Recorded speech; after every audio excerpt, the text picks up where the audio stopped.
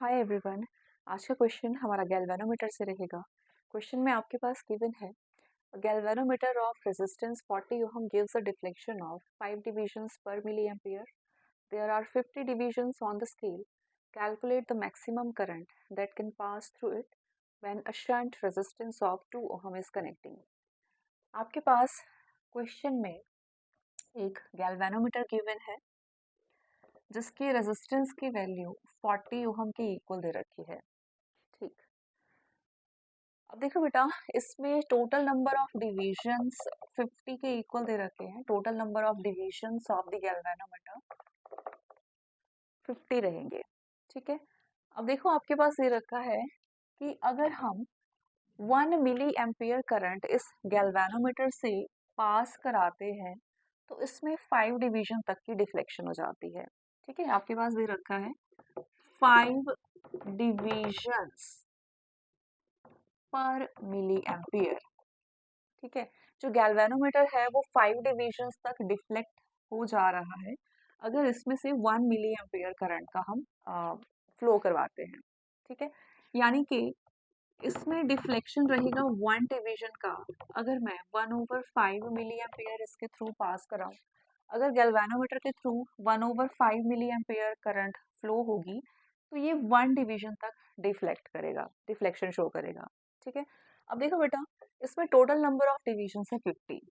ठीक है, तो जो गैल्वेनोमीटर है वो 50 डिविजन्स तक डिफ्लेक्ट हो जाएगा जब इस गैल्वेनोमीटर में हम 10 मिली एम्पियर करंट पास कराएंगे। ठीक है, अगर इस गैल्वेनोमीटर के through 10 milliampere current flow होता है तो इस गैल्वेनोमीटर में फुल स्केल डिफ्लेक्शन रहेगी। यानी कि गैल्वेनोमीटर में जो करंट फ्लो हो सकती है मैक्सिमम वो 10 मिली एम्पियर के इक्वल फ्लो हो सकती है। ठीक है, अगर 10 मिली एम्पियर करंट इस गैल्वेनोमीटर के थ्रू फ्लो होगी तो गैल्वेनोमीटर जो होगा वो फुल स्केल डिफ्लेक्शन शो करेगा।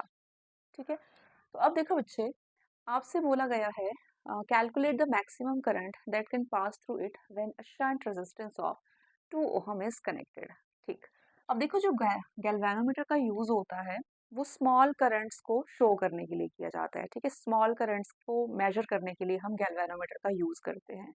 ठीक है, अब देखो, अगर गैल्वेनोमीटर के पैरेलल कॉम्बिनेशन में एक लो रेजिस्टेंस शंट लगा दिया जाए तो उससे हमें एमिटर मिलेगा। ठीक है, और एमिटर का यूज आप लार्ज करंट की मेजरमेंट के लिए करते हैं। लार्ज करंट्स की वैल्यूज को रीड करने के लिए एमिटर का यूज किया जाता है, जबकि गैल्वेनोमीटर जो है वो मैक्सिमम 10 मिली एम्पियर तक रीड कर पा रहा है। ठीक है, लेकिन अगर गैल्वेनोमीटर के साथ आप शंट लगा देते हो पैरेलल कॉम्बिनेशन में तो उससे हम ज्यादा करंट्स को मेजर कर सकते हैं। ठीक है, अब यहाँ पे इन्होंने बोला है कि गैल्वेनोमीटर के पैरेलल कॉम्बिनेशन में आप 2 ओहम का शंट लगा दे रहे हो तो इसकी वजह से आप मैक्सिमम कितना करंट रीड कर पाओगे इस इंस्ट्रूमेंट के थ्रू। ठीक, तो अब देखो बेटा, टोटल करंट हमसे पूछी है। राइट, टोटल करंट, यहाँ पे टोटल करंट आ रही है। अब इस पॉइंट पर 10 मिली एम्पियर गैल्वेनोमीटर के थ्रू पास हो रही है। अब जो बची हुई जो करंट है वो शंट के थ्रू पास हो जाएगी क्योंकि शंट का जो रेजिस्टेंस होता है वो काफी कम होता है। ठीक है, क्योंकि गैल्वेनोमीटर के रेजिस्टेंस की वैल्यू 40 ओम दे रखी है तो जो ज्यादातर करंट होगी वो शंट के थ्रू पास हो जाएगी क्योंकि शंट का रेजिस्टेंस बहुत कम है। तो आपके पास रिमेनिंग करंट है I minus I G, that is 10 milliampere. ये करंट शंट के थ्रू पास हो जाएगी। राइट, अब देखो बेटा, potential across the shunt and potential across the galvanometer same होगा क्योंकि दोनों पैरेलल कॉम्बिनेशन में अटैच्ड है। Potential across the shunt is equals to potential across the galvanometer, और हमें पता है कि पोटेंशियल करंट इनटू रेजिस्टेंस के इक्वल होता है। Right, current through the shunt, shunt के through current I minus 10 milliampere के इक्वल फ्लो हो रहा है। शंट रेजिस्टेंस की वैल्यू 2 ओहम के इक्वल है। गैल्वेनोमीटर के थ्रू करंट 10 मिली एम्पियर का फ्लो हो रहा है and resistance of the galvanometer is 50, not 50, 40 ohm. ठीक है, गैल्वेनोमीटर की रेजिस्टेंस की वैल्यू 40 ओहम के इक्वल दे रखी है। तो ये हो जाएगा I minus 10 raise to the power minus 3 milliampere है। मिली को मैंने सिंपल एसआई सिस्टम में चेंज कर दिया है। 10 into again 10 raise to the power minus 3 into 40, milli को मैंने सिंपल एसआई सिस्टम में चेंज कर दिया है। तो ये बन जाएगा I minus okay 10 raise to the power -2।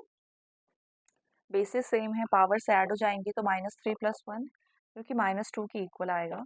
और राइट हैंड साइड पे अगेन यहाँ पे 0 एक 0 यहाँ पे, तो 100 into 10 raise to the power -3, दो जीरोस यहाँ पे एक ज़ीरो के साथ कैंसिल हो जाएंगी। ठीक है, तो ये बनेगा 10 रेज टू द पावर -1। यहाँ पे एक 0 था, यहाँ पे एक 0, 10 रेज टू द पावर 2, और यहाँ पे था 10 raise to the power -3। Basis same है, पावर से ऐड हो जाएंगी, -3 + 2 इज इक्वल टू -1। तो यहाँ पे -1 बचा इंटू 4। ठीक है, यहाँ पे 4 भी बच रहा है। अब देखो जो 2 है, 2 मैं डिनोमिनेटर में शिफ्ट कर दूंगी। यहाँ पे 2 जो है वो मल्टीप्लिकेशन में है, दूसरी तरफ जाके 2 डिनोमिनेटर में चला जाएगा और ये यहाँ पे 2 रह जाएगा। राइट, तो लेफ्ट हैंड साइड पे आपके पास है I minus 10 raise to the power -2, and right hand side पे आपके पास है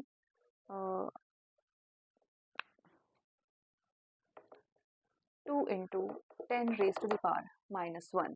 ठीक है, तो ये बन जाएगा बेटा 0.2।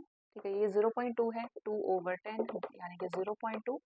और जब मैंने इसको राइट हैंड साइड में शिफ्ट किया तो ये बना +10 रेज टू द पावर -2 यानी कि 1/100 0.01 के इक्वल। ठीक है, तो I is equals to 0.2 plus 0.01। अब इसे सिंपली हम ऐड करेंगे, 0.2 0.01 0.21। ठीक है, 0.21 एम्पियर। राइट, तो इसे मैं मिली में चेंज कर सकती हूँ।